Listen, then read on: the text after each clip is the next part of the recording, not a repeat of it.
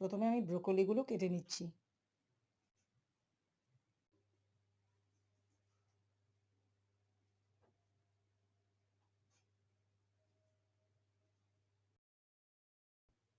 এখানে আমি ব্রোকলি, আলু, গাজর সব কেটে নিয়েছি। কড়াইশুঁটিগুলো ছাড়িয়ে রেখেছি বাটিতে। একটা কড়াইতে আমি জল ফুটিয়ে নিয়েছি। এবার এতে আমি গাজরের টুকরোগুলো দিয়ে দিলাম, আলুর টুকরোগুলোও দিয়ে দিচ্ছি।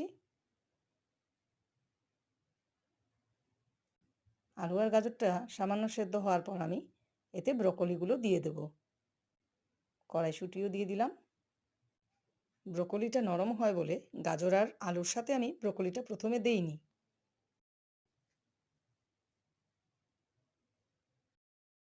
সবজিগুলোকে আমি হালকা বয়েল করব, খুব বেশি সেদ্ধ করব না।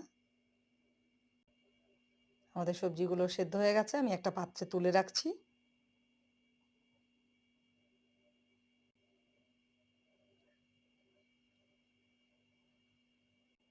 এবারে 2 চামচ ঘি আমি কড়াইতে দিয়ে দেব। এলাচ, লং আর একটি তেজপাতা আমি এর মধ্যে দিয়ে দিলাম। এবারে সেদ্ধ করে রাখা সবজিগুলো আমি সব দিয়ে দিলাম। নাড়িয়ে চাড়িয়ে নেব।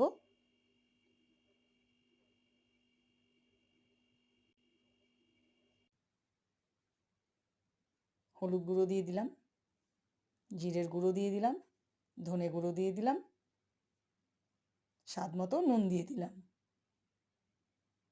আবার নাড়িয়ে নিচ্ছি।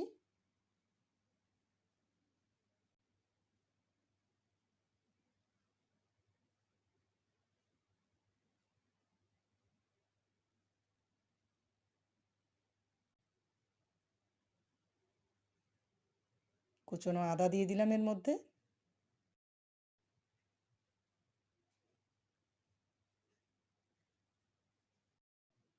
এবার আমি এর মধ্যে বাড়িতে তৈরি করে রাখা ছানাটা দিয়ে দিলাম।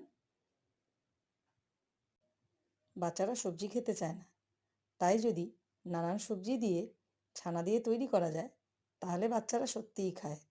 ছানাটা বাচ্চাদের ভীষণ প্রিয় হয়। এবার এতে পরিমাণ মতো জল দিয়ে দিলাম, দিয়ে আবার নাড়িয়ে নিচ্ছি। এবার আমি এতে গরম মশলা দিয়ে দিলাম। রেডি আমাদের ব্রকলি দিয়ে ছানার তরকারি। কমেন্ট, শেয়ার, সাবস্ক্রাইব করতে ভুলবেন না।